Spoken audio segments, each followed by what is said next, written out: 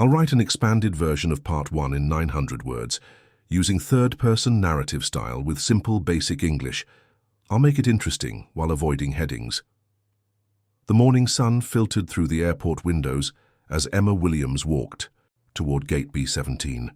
Her black heels clicked against the shiny floor, matching the steady beat of her confident heart. At 42, Emma carried herself with the grace of someone who had fought hard for every opportunity. Her dark skin glowed with subtle makeup, just enough for the important day ahead. The navy blue suit she wore had become her lucky charm, the same outfit she had worn last week when the transportation funding bill finally passed after 3 years of her hard work. Emma joined the line for Flight 247 to Manchester. In her hand she held a first-class ticket, a small treat she rarely allowed herself, but today was special. She was heading home to share the good news with her grandmother, the woman who had raised her after the terrible car crash that took her parents when Emma was only 10 years old. "Next, please," called the gate agent with a practiced smile. Emma handed over her boarding pass and identification. The agent nodded, checked her computer screen, and returned Emma's documents.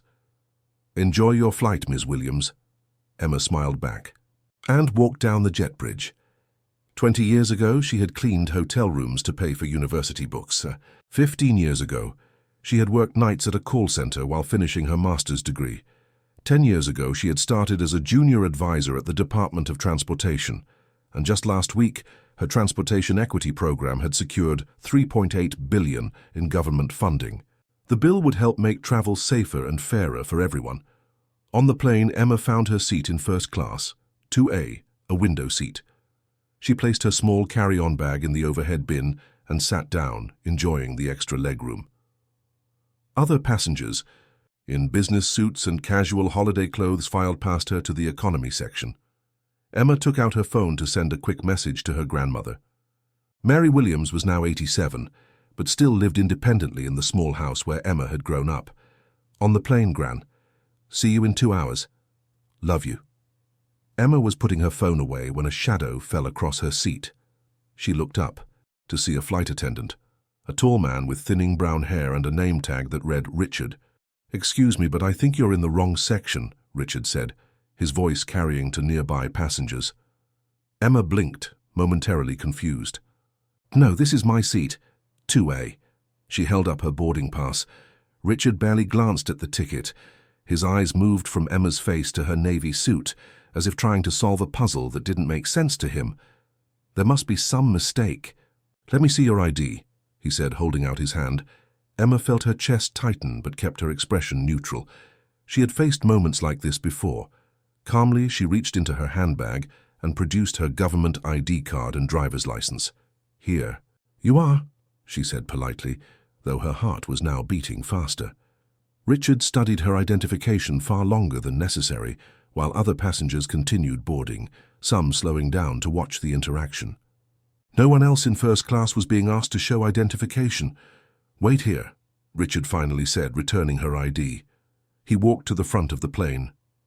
Emma sat quietly, breathing slowly to calm herself. She checked her watch. The plane should be departing in 20 minutes. Through the window, she could see luggage being loaded into the cargo hold. She thought about the presentation she would give at the community center tomorrow, explaining how the new funding would improve local transportation. Richard returned with an older woman wearing a supervisor's uniform. Her name tag read Barbara.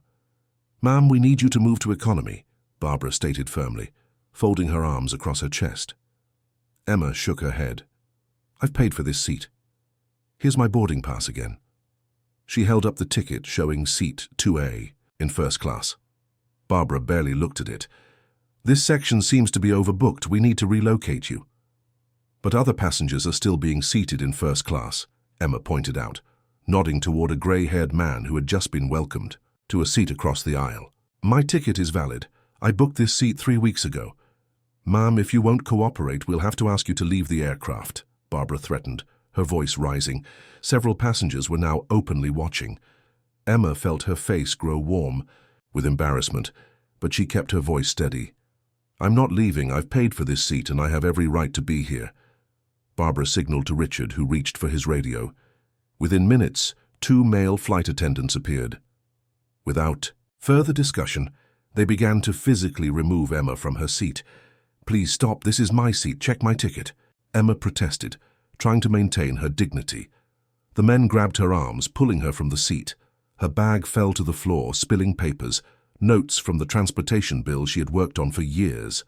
As they dragged her down the narrow aisle, a young man named Tom raised his phone and began filming. Emma's shoes slipped off as she was pulled past rows of shocked passengers. Her carefully styled hair came loose. The sleeve of her lucky navy suit, the suit she had worn when her life's work was finally recognized, tore at the shoulder. By the time they reached the jet bridge, Emma's eyes shone with unshed tears of anger and humiliation. But she held her head high. What Emma didn't know yet was that Tom's video was already being uploaded. By morning, millions would watch as she was dragged from her rightful seat. News stations would play the footage on repeat. Social media would explode with outrage, and National Airways would soon learn the terrible truth about the passenger they had humiliated. Emma Williams wasn't just any traveler. She was the principal architect of the government's $3.8 billion airline funding program, funding that National Airways desperately needed. By sunrise, Emma's phone would be ringing non-stop. And by next week, the airline would understand exactly what they had done and what it would cost them. Emma's flat felt cold, despite the spring weather outside. She sat on her sofa with an ice pack wrapped in a kitchen towel pressed against her wrist where the flight attendants had grabbed her. Purple bruises were already forming, matching the dull ache in her shoulder. Her phone, placed on the coffee table, hadn't stopped buzzing since early morning. The screen showed 47 missed calls from numbers she didn't recognize, plus messages from journalists, lawyers, and even someone from the Prime Minister's office. The doorbell rang. Emma sighed, put down the ice pack and walked slowly to open it. Olivia stood there carrying a paper bag from Emma's favorite bakery and a determined look on her face. "I saw the video," Olivia said, giving Emma a gentle hug. "It's everywhere." Olivia had been Emma's friend since university, when they had shared a tiny flat and taken turns, buying discount bread at the end of each day. Now Olivia taught primary school while Emma worked in government, but their friendship had remained strong through 20 years. "Let me make tea," Olivia said, heading to the kitchen. Emma could hear her filling the kettle, opening cupboards for cups and sugar. Emma sat back down, picking up her phone to scroll through messages. The video had been viewed 8 million times already. News websites were running stories with headlines like "Black Woman Dragged from First-Class Seat" and "National Airways Faces Backlash Over Passenger Treatment." Olivia returned with 2 steaming cups of tea and a plate of scones. She sat beside Emma, stirring sugar into her cup. "Are you going to sue them, Emma?" Olivia asked, passing a cup to her friend. Emma stared out the window at the London streets below.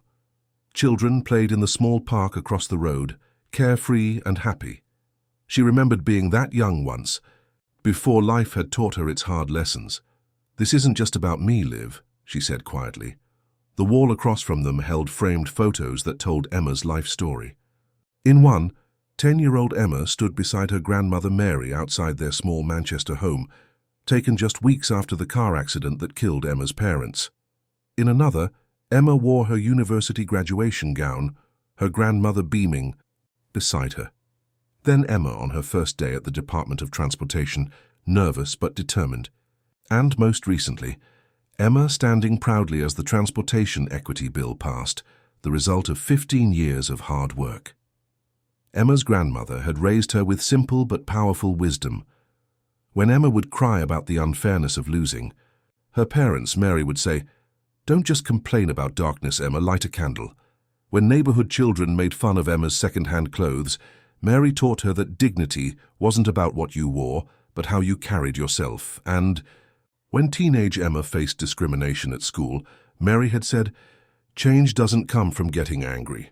It comes from getting smart and taking action." Emma's tea grew cold as she opened her laptop. Her fingers moved quickly across the keyboard, searching for information about National Airways. What she found troubled her deeply.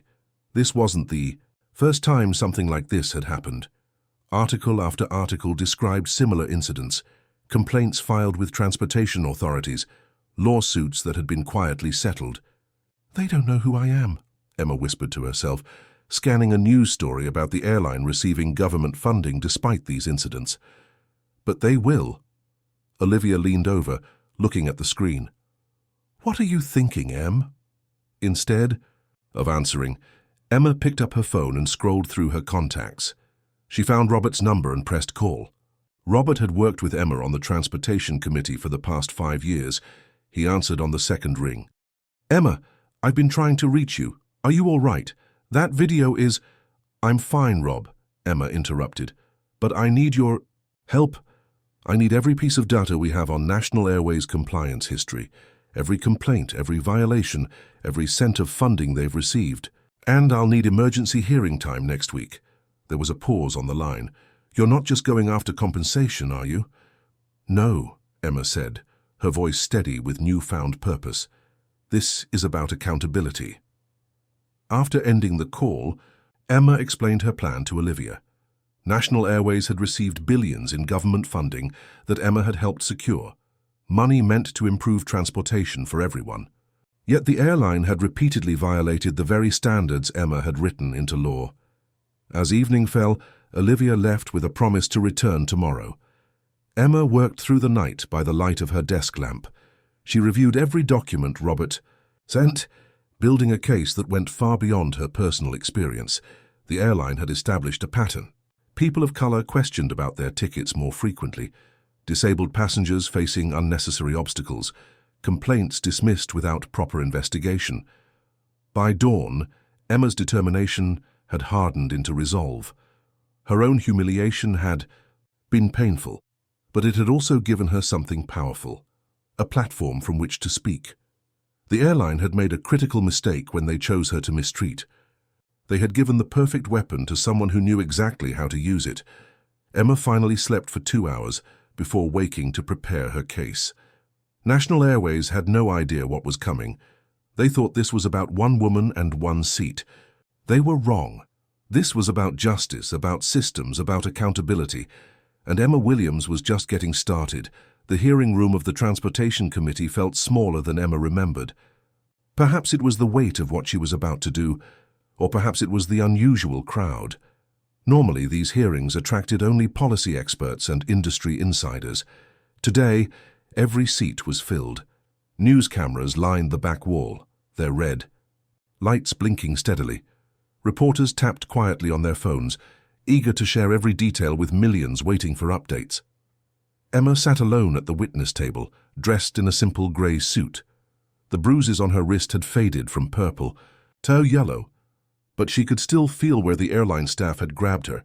Before her, she had arranged her evidence in neat piles, color-coded folders, charts and reports that had kept her awake for 7 nights straight. Across the room sat 3 National Airways executives in expensive suits. Chief Executive James Wilson, a tall man with silver hair, looked bored. Legal Director Patricia Thompson kept checking her watch. Public Relations Head George Miller smiled too widely at everyone who entered. They whispered among themselves, occasionally glancing at Emma with mild concern, as if she were a small problem they would soon solve. Robert, Emma's colleague who had helped her prepare her case, leaned down as he placed a glass of water beside her. They think this is about an apology and a settlement, he whispered. They have no idea what's coming. The room fell silent as committee chairwoman Elizabeth Brown, a stern woman in her 60s, called the hearing to order. She tapped her microphone twice and cleared her throat. Today we address an incident involving National Airways and Ms. Emma Williams, she began, her voice echoing through the chamber. For those who haven't seen the widely shared video, Ms. Williams was forcibly removed from her first-class seat, despite having a valid ticket. Ms. Williams, you may proceed. Emma's heart pounded as she approached the podium. She had spoken in this room many times before, presenting data on transportation needs and policy recommendations. But today was different. Today, she was both the policy expert and the victim. She took a deep breath and began. Thank you, Madam Chairwoman. I'm not here to discuss just what happened to me, Emma said, her voice clear and calm. I'm here to address a pattern. Emma pressed a button on the remote in her hand. Behind her, a large screen displayed her first slide, a chart with red bars. Rising like a mountain range, the executives across the room shifted in their seats. This chart shows 67 discrimination complaints filed against National Airways in the past year alone, Emma continued. 24 involved passengers removed from their seats despite valid tickets. 42 were filed by people of color. 19 involved passengers with disabilities. Emma clicked to the next slide. As the principal advisor on the Transportation Equity Act, I've spent 15 years working to make travel fair for everyone. This committee trusted my recommendations when you approved $3.8 billion in government funding for airlines, including National Airways. She paused, letting the number sink in. In the back of the room, a reporter whispered urgently into her phone. What many don't know, Emma continued, is that this funding comes with conditions. Airlines must meet anti-discrimination standards that I helped write, standards that National Airways has consistently violated. The airline executives were no longer whispering. Patricia Thompson, the legal director, was writing frantically on her notepad. James Wilson, the CEO, had lost his bored expression. Emma played a short video compilation she had created, a wheelchair user describing being left on a plane for hours after landing, an elderly man telling how his medication was confiscated, a young teacher explaining how she was moved to a different seat because another passenger didn't feel comfortable sitting next to her. These aren't isolated incidents, Emma said. They're symptoms of a systemic problem. She presented safety violation records, passenger complaint statistics, and finally, internal emails from National Airways management discussing how to minimize public response to discrimination complaints. How did I get these emails? Emma asked, noting the alarm on the executives' faces. They were submitted as evidence in a lawsuit that National Airways settled quietly last year, a settlement that required the victim to sign a non-disclosure agreement, but the emails themselves remained public court records. The room had grown so quiet that Emma could hear the ticking of the wall clock. Everyone stared at her, including the executives, who now looked genuinely afraid. I propose an amendment to the funding structure, Emma stated firmly. Any carrier with documented discrimination patterns should lose eligibility for government subsidies until they demonstrate real change. Not just promises, not just training videos, real measurable change. She laid out her plan: an independent review board, quarterly compliance reports, and financial penalties for violations. Transportation is a public good, Emma concluded. When we fund it with public money, we have a responsibility to ensure that it serves all people equally. When Emma returned to her seat, the room remained silent for several long seconds. Then, someone in the back began to clap. Others joined in. The applause spread until most of the room was standing. Emma did not stand or smile. She simply gathered her papers and looked directly at the National Airways executives. Chief Executive James Wilson was whispering urgently to his legal director. The color had drained from his face. For the first time, he looked at Emma with real recognition in his eyes. He finally understood that this wasn't about one woman and one seat. This was about power, accountability, and £3.8 billion of government funding that his airline might soon lose. The hearing was just beginning, but Emma had already won the first round. The hearing room became Emma's second home for the next 3 days. Morning until evening, she sat at the witness table while National Airways executives tried to defend their company. The room smelled of coffee and tension as hours turned into days. James Wilson, the airline's chief executive, spoke first. He offered a practiced apology that never once mentioned discrimination. "We sincerely regret the misunderstanding," he said, his voice smooth as butter. Patricia Thompson, the legal director, presented charts showing customer satisfaction scores, carefully avoiding any mention of the complaints Emma had revealed. Through it all, Emma remained calm. When her turn came to question the executives, she asked simple but powerful questions. "Mr. Wilson, how many discrimination complaints has your airline received in the past 5 years?" "I don't have that specific number," he replied, shifting in his seat. "The answer is 243, Emma said. "Next question." By the third day, newspapers across the country carried the story. People gathered outside the building with signs reading, "Justice for Emma and no funding for discrimination." Emma's grandmother called every night for updates, proud but worried about her granddaughter taking on such a powerful company. On the morning of day 4, Emma arrived early. Today would be different. Today, the people behind the statistics would speak. "The committee calls Michael Parker," announced Chairwoman Brown. A white-haired man in a wheelchair rolled forward. At 78, Michael Parker had a quiet dignity about him. His hands shook slightly as he adjusted his microphone. "Last September, I flew National Airways to visit my new grandchild," he began. "When we landed, everyone left. The crew left. The cleaning staff came and went. I sat there for 3 hours because they forgot about me. Next came Amelia Johnson, a young teacher with bright eyes and a nervous smile. She explained how another passenger had complained about sitting next to her on a flight to Edinburgh. The flight attendant asked me to move because the man felt uncomfortable. When I asked why, no one would give me a straight answer." William Thompson, a doctor with 20 years of experience, described trying to help a passenger having a health emergency. "I told the crew I was a doctor, but they questioned my credentials and delayed letting me help. The patient could have died while they decided if I looked like what they thought a doctor should look like." During the lunch break, Emma stood alone in the hallway reviewing her notes for the afternoon session. A shadow fell across her papers. She looked up to find James Wilson, the airline CEO, standing before her. His expensive suit couldn't hide how tired he looked. "Ms. Williams," he said quietly, checking that no one could hear them. "Perhaps we can discuss a private settlement, something generous to put this unfortunate incident behind us." He named a figure that would have paid off Emma's small flat and let her live comfortably for years. For a moment, Emma thought about how much easier her life would be with that money. No more small salary, no more budget worries. Then she remembered her grandmother's words about lighting candles in darkness. Emma looked directly into his eyes. "This stopped being about me the moment your staff put their hands on me, Mr. Wilson. This is about changing a system." Wilson's smile faded. He straightened his tie and walked away without another word.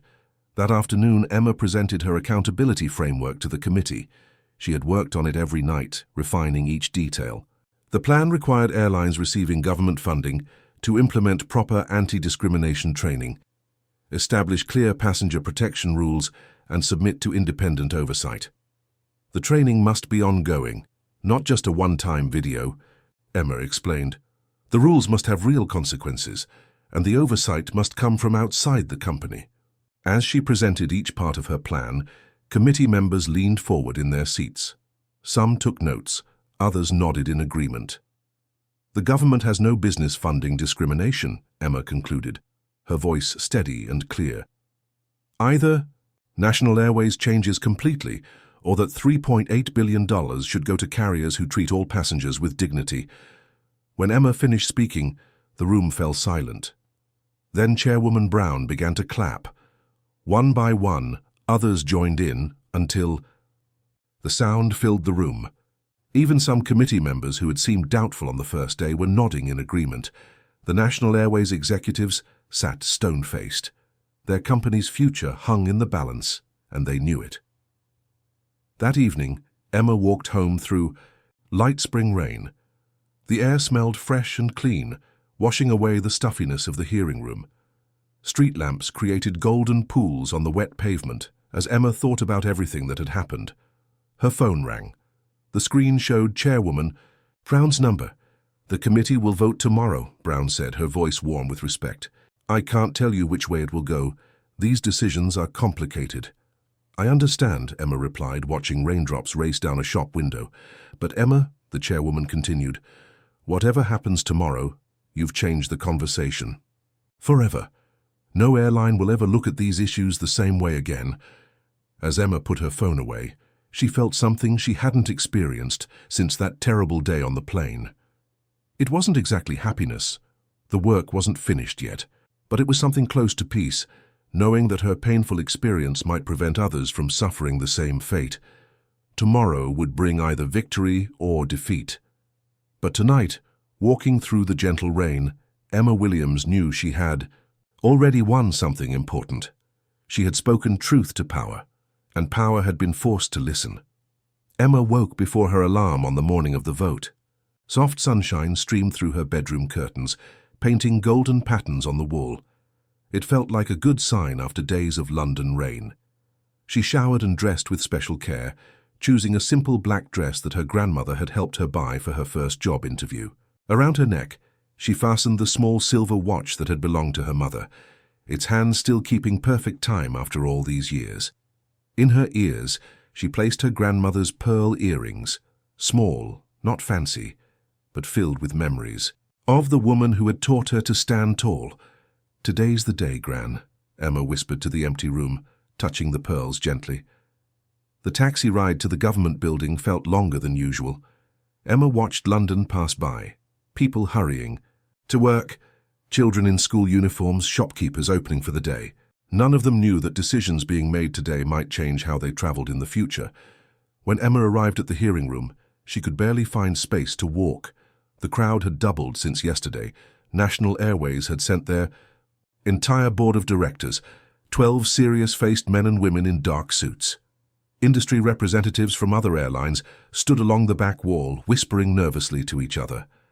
Reporters clutched notebooks and recorders. Robert met Emma at the door, handing her a cup of tea. "Ready?" he asked quietly. Emma nodded, taking a small sip. Her throat felt dry despite the tea. At exactly 9 o'clock, Chairwoman Brown called the room to order. The crowd fell silent immediately.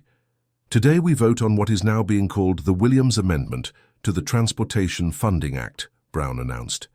This amendment would require all airlines receiving government funding to meet strict anti-discrimination standards, implement comprehensive training programs, establish clear passenger protection protocols, and submit to regular independent oversight.